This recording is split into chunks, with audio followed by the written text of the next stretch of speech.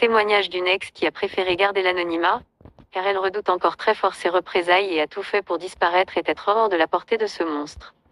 Voici une lettre qu'elle a adressée à l'amour de sa vie, pour qu'après des années, il soit conscient de tout ce qu'il s'est passé et l'enfer qu'elle a vécu avec Ted. Sous son emprise et manipulation de leurs entourages, il est arrivé à ce que jamais ils ne finissent ensemble, alors qu'ils étaient tous deux célibataires, en retournant le cerveau de tout leur entourage. Je pense que beaucoup de personnes du groupe vont ouvrir les yeux. Personne ne s'est rendu compte de l'influence de Ted à ce moment-là. C'était également mon cas à cette époque. Il est temps que vous connaissiez la vérité. Voici son histoire. En 2023, je sais, ça fait tellement cliché, mais je pense que si je ne fais pas ça à tête reposée, je vais oublier la moitié. Et sous conseil et obligation de personnes que nous connaissons en commun, je ne dois rien oublier. Et dès que tu me regardes, j'ai les neurones qui laguent. Faut pas croire, je suis assise en face de toi sans doute attirée sur cette chicha pour me donner une chose à faire pendant que je me liquéfie de l'intérieur. Ce que tu tiens entre les mains, je ne l'ai jamais fait pour personne, sache-le.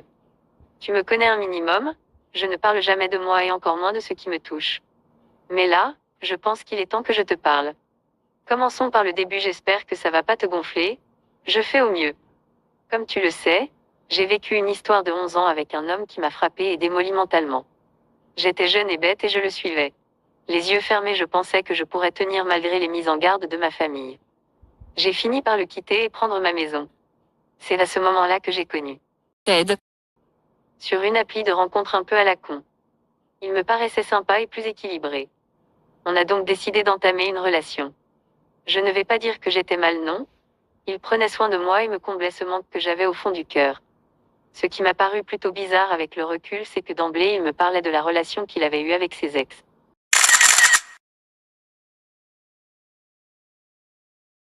La police, les menaces. Mais je me disais qu'il voulait juste me prévenir. Le temps passe et je me disais que c'était un gars bien.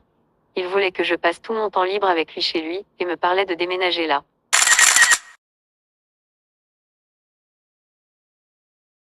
Au début je disais non, quelque chose me dérangeait. Je préférais garder cette maison que je louais. Un soir nous avons été une soirée. Chez Benito et Alex, première fois que je rencontrais le groupe. Estelle. Renaud. Toi Jérôme. De nouveaux amis, de nouveaux rires, de nouveaux visages. Je me souviens que la première chose que je me suis dite de toi, c'est que j'aimais ton sourire. Tu m'as tout de suite intégré, comme tout le monde, je me sentais bien là. Cette soirée. Et là, pour la première fois, j'ai entendu ta phrase qui allait tourner tant de fois dans ma tête. Mais enfin, Ted. comment tu as fait pour la dénicher? Elle est vraiment bien. Je discutais de jeux, de délire geek avec vous que lui n'y connaissait rien. Le temps passe, et je me rapproche. Estelle. Je pensais qu'elle devenait une amie proche. Sans me rendre compte qu'à côté je ne voyais plus mes amis. Je coupais les ponts car Ted. il n'aimait pas que je sorte sans lui. Donc je ne sortais pas sans lui.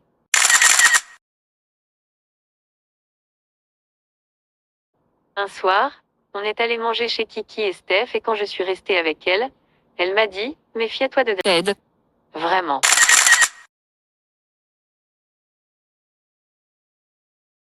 C'est l'ami de Kiki Mégé. Mon avis. Mais étant dans ma bulle, je n'ai pas vraiment fait attention à ça. Je me suis accrochée à lui car en fin de compte il avait éloigné tout le monde de moi.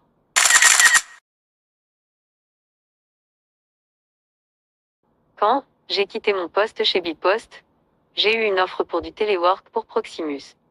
Je ne voulais pas au début, je n'aime pas être seule au boulot.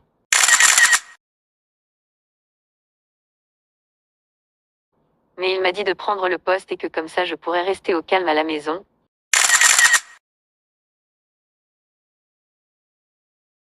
Car s'il y a de la neige, je serai tranquille. J'ai donc commencé cette vie. Je ne voyais vraiment plus personne, et mes jours de repos je m'occupais de lui, sa chienne, et de la maison.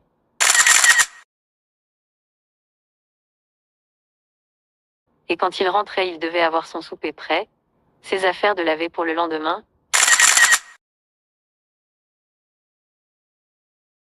Sinon, c'était la guerre. Les reproches.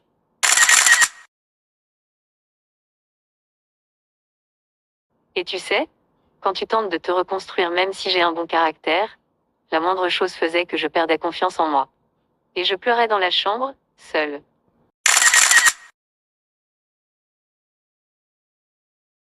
Le seul être vivant de cette maison qui venait voir si j'allais bien, c'était le chien,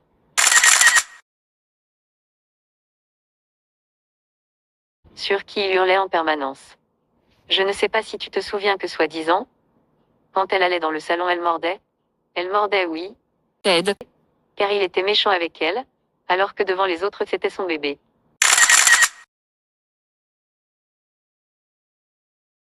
Quand j'ai vécu là-bas, je prenais soin du chien comme si c'était le mien, et elle ne m'a jamais une seule fois grogné dessus.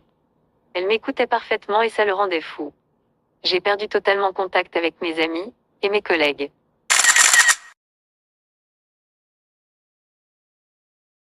Ma seule vie sociale était toi, Jérôme, et les autres quand ils voulaient bien venir.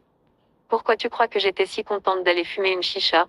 Car je vous voyais, pendant une soirée, j'oubliais ce qu'était ma vie. Pendant les soirées chez elle, Estelle, j'étais heureuse d'être là. Plusieurs fois, j'ai tenté de parler à Estelle, mais elle ne m'a jamais écoutée.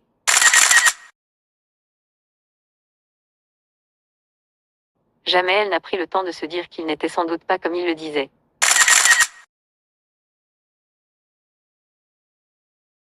C'était son groupe, ses amis, et tout était pardonnable. J'étais loin de ma famille, je ne les voyais plus qu'une fois par mois et encore, sans lui, car il ne pouvait s'empêcher de faire des remarques désobligeantes sur moi à mes parents.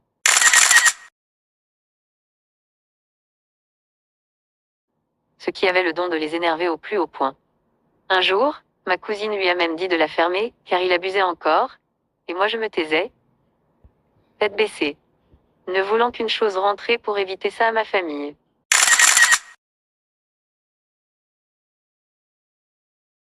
J'étais seule, je n'avais que Internet et les jeux comme échappatoire.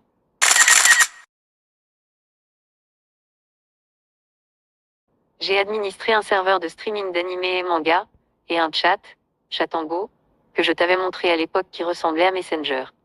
Il pensait que je le trompais en permanence alors que pas du tout.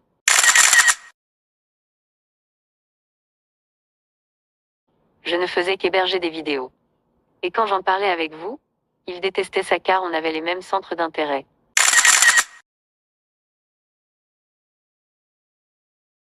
Quand on rentrait, il me disait toujours que j'étais vraiment pitoyable d'aimer ça.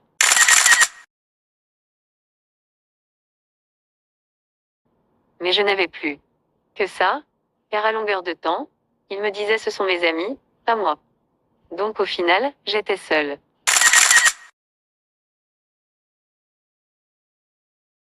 Quand il partait en Espagne, il me disait toujours avant de partir que là-bas il y avait des tas de filles qu'il trouvait belles. Et qu'elles viendraient sur le bateau, que je n'avais rien à dire.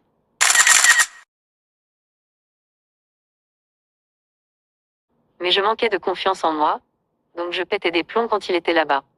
Et lui? Eh bien, il se faisait passer pour le mec harcelé.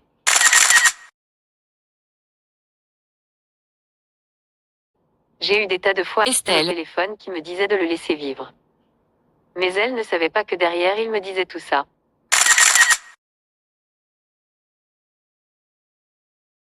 Je ne faisais que pleurer, à longueur de temps, et je n'avais plus personne pour en parler. Il avait réussi à refermer sur moi cette prison que je voulais fuir. Petit à petit, je me suis laissée aller dans cette mer de ténèbres.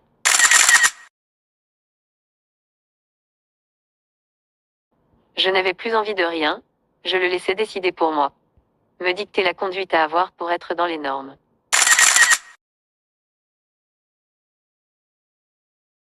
Et quand je me rebellais un peu, il me disait oublie pas que tu es chez moi ici. Et je devais me taire.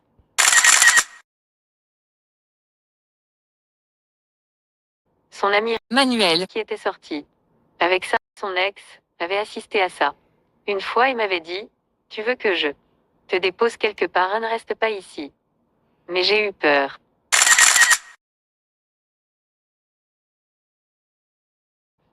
Et je lui ai dit que je restais. J'étais HS moralement et il appuyait sur les failles.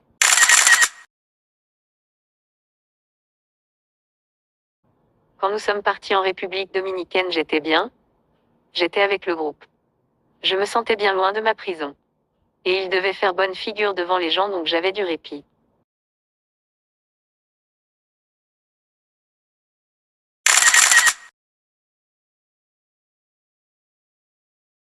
Cécile et la femme de Didier ont remarqué quelque chose et on en a parlé sur place pendant une de vos plongées. Elles m'ont dit de stopper ça. Et ce soir-là, Cécile s'est pris la tête avec Ted. Didier et il m'a interdit de lui parler.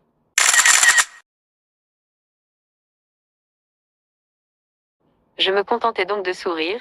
Je suis forte pour cacher ce que je ressens. Mais une fois la porte de la chambre fermée, la déferlante de reproches et de menaces arrivait.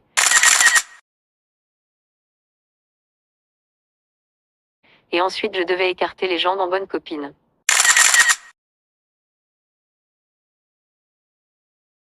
Car rappelons-le, sans lui je n'étais rien.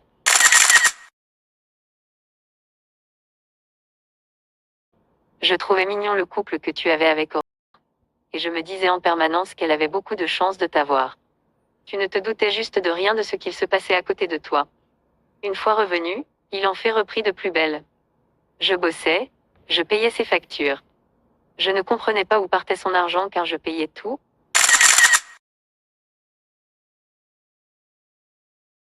Mais quand je posais la question, les menaces revenaient. Donc je ne disais juste plus rien.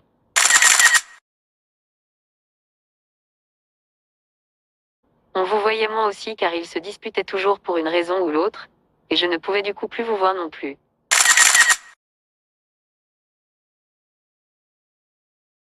Quand je ne venais pas aux entraînements de plongée, ce n'est pas parce que j'étais pas bien, c'est parce qu'il ne voulait pas que je sorte et voulait profiter seul de sa soirée.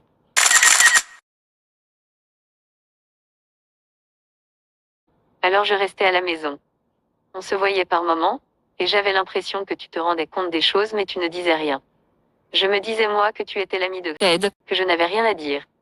Mais pourtant on parlait, de tout de rien. On riait. À la piscine tu me faisais rire sous l'eau. Vraiment, tu étais une personne présente et à qui je me suis attachée, sans m'en rendre compte. Ton sourire me rendait le mien. Le temps passa, et je m'enfonçais de plus en plus. Jusqu'au soir où nous sommes partis à Cuba. Sa valise était mal faite et il me hurlait dessus encore et encore au point que j'ai commencé à pleurer.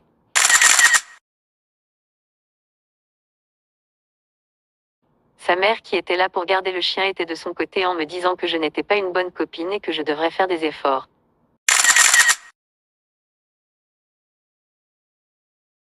Tu as sonné à ce moment-là et quand j'ai ouvert la porte j'avais les yeux rouges. Je me souviendrai toujours de ton expression ce soir-là, tu as perdu ton sourire et tu as regardé Ted. d'un regard incendiaire. Tu n'as cependant rien dit de plus, juste me demandant si ça va. Kiki nous a déposés à l'aéroport et nous avons commencé notre voyage. Tu es resté proche de moi le temps de l'embarquement. Tu me parlais de tout de rien. Dans l'avion tu me faisais rire, pendant que lui dormait. Une fois sur place, je ne sais plus la raison mais il râlait et n'a pas voulu venir à la réunion pour les activités à faire en plus de la plongée. Tu es venu toi, avec moi pour ne pas que je sois seule. Tu es venu à côté de moi dans le car et nous avons choisi avec Dory des choses à faire en plus. Quand nous sommes revenus à l'hôtel il ne me parlait pas plus.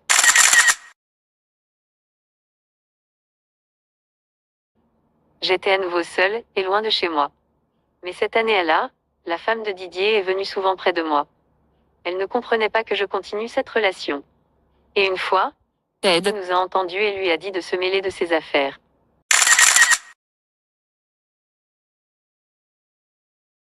Elle est partie en me disant que si j'avais besoin, elle était là.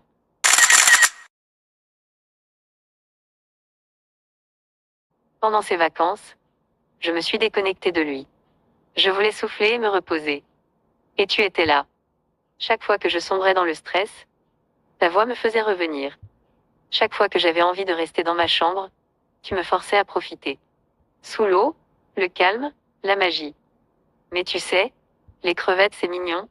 Mais ce qui rendait mes plongées magiques, Jérôme, c'était ta main tendue vers moi pour ne pas que je me trompe de groupe. C'était cette même main qui passait sur le côté pour venir vérifier mon air. C'était ton sourire sous le détendeur.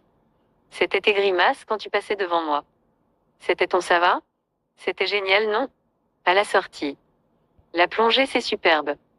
Mais tu n'as jamais su à quel point tu la rendais magique. Sous l'eau j'oubliais tout. Sous l'eau je te cherchais toi du regard. Et c'est là, que je me suis rendu compte qu'au fil du temps, sans même le savoir j'avais développé pour toi des sentiments